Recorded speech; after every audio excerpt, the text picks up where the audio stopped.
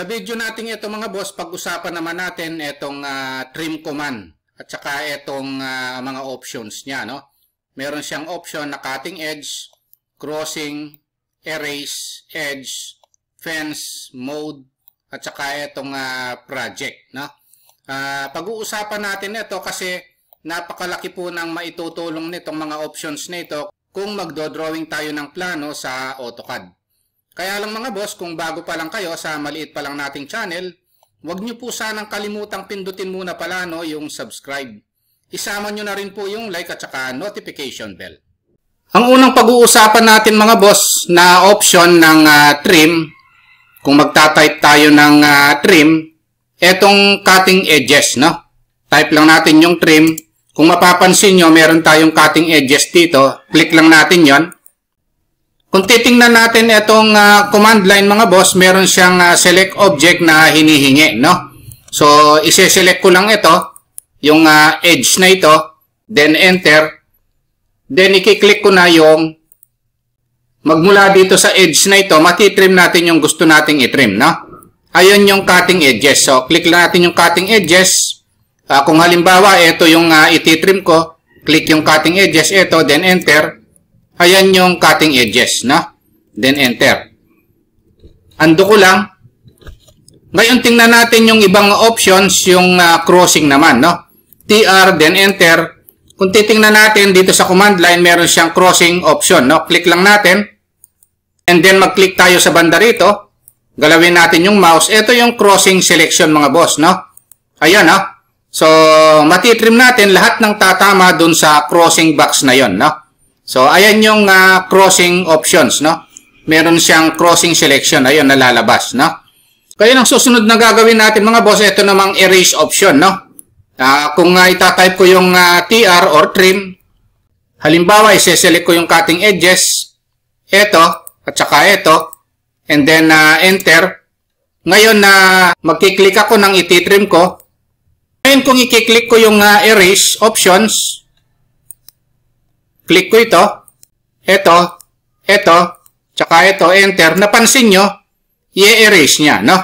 Hindi lang niya tinitrim, in-erase niya ng minsanan. Ayan yung erase options, no? Ngayon, ang susunod na pag-uusapan natin, ito namang edge option, no? O, type ko yung TR, then enter. Magse-select ako ng object, then enter. Meron siyang edge option. So, click lang natin ito. Ngayon under ng edge option, meron siyang option extend at saka no extend. So, pagka-extend mga boss, halimbawa, no, kinlik natin itong extend, kahit na sabihin natin hindi naka-extend ito, pag kinlik natin ito, mapuputol yan, no? At mapuputol din yung sa baba. Kasi kinonsider niya kung mag-i-extend ito. Ayun yan, no? Ngayon enter. Ayun, so naputol siya, no? Undo ko lang. TR. Tapos select ko ito. Then enter. O click ko uli yung edge. Kapag pinili naman natin yung no extend at kinlik ko ito, o hindi matitrim yun, no? So pag kinlik natin itong edge na ito, dapat i-extend natin para maputol ito. Ayun, no? Ayan yung extend option, no, ng edge. Ngayon, ito namang erase.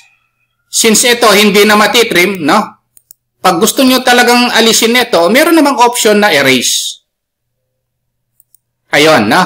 So, click lang natin ito. O, may erase yun. Ayan yung option na erase, no? Ngayon, ito namang option na undo. Kung gusto nyo ibalik, yung mga na-trim na yon, i-click nyo lang yung undo. Ayun, no? Ngayon, pupunta naman tayo dito sa fence naman, no? TR uli. Tapos, select object.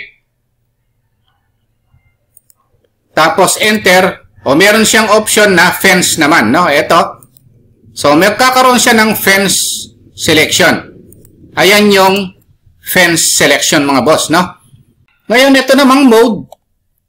Meron dalawang klase ito. Standard at saka yung quick, no? So, TR, tapos select tayo ng object, then enter. meron siyang mode option, no? Click natin ito. Meron siyang quick at saka standard, no? Quick and standard. Etong quick, pampabilis lang ito, lahat nagiging cutting edge, oh. So, mabilis siya. Ayan yung sinasabi niyang quick, no? Miminsan ninyo. Ayun, no? Kung napansin nyo, mas mabilis. Ayan yung quick option, no? Undo ko lang kung gusto nating ibalik yung mga tinrim. Ayan yung gamit ng undo mga boss, no? Yan yung undo option, no? And then, enter lang natin. TR pa rin naman yon. Mode. Pagka standard, click. Ayan yung standard na ginagamit natin kanina na pang trim, no? Itong option na ito mga boss, sa projection ang ibig sabihin nito, no? So, ang magandang halimbawa nito mga boss, dito tayo sa 3D objects, no? Ito. So, yung projection ng mga line na ito, no? Kung magti-trim tayo, no? Ita-type natin yung TR or trim. Tapos, merong project dito. Click lang natin. Under ng project option mga boss, meron siyang none, UCS, at saka view. So, dito sa view mga boss, o click lang natin yung view. O kahit na naka 3D tayo, meron siyang X, and then meron siyang Y, meron siyang Z. Ayun, so nakakapag-trim tayo, one by one, nakaka-trim tayo, ayan na. So, isa-isa. Ngayon, undo ko lang. Tapos, subukan naman natin yung option na UCS, no? So, TR, trim, and then project. Meron siyang option na UCS. Subukan natin itong UCS. Pag naka-UCS siya mga boss, minsanan niyang tinitrim, no? Hindi siya portion by portion, no? So, ayan yan. Pag naka-UCS siya, no? Undo ko lang. So, TR, project, tapos, meron din siyang none, no? O, pag kinlik natin yung none, ayun, pa isa-isa, no?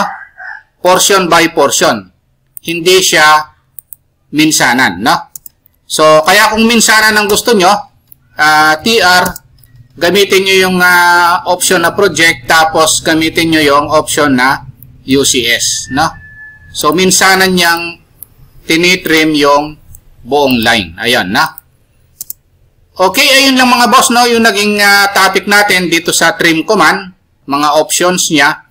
Kung nagustuhan nyo itong video natin mga boss, no? Huwag nyo po sanang kalimutang pindutin muna pala yung subscribe dito sa maliit pa lang nating channel. Isama nyo na rin po yung like at saka notification bell. Thank you very much at God bless po sa inyong lahat.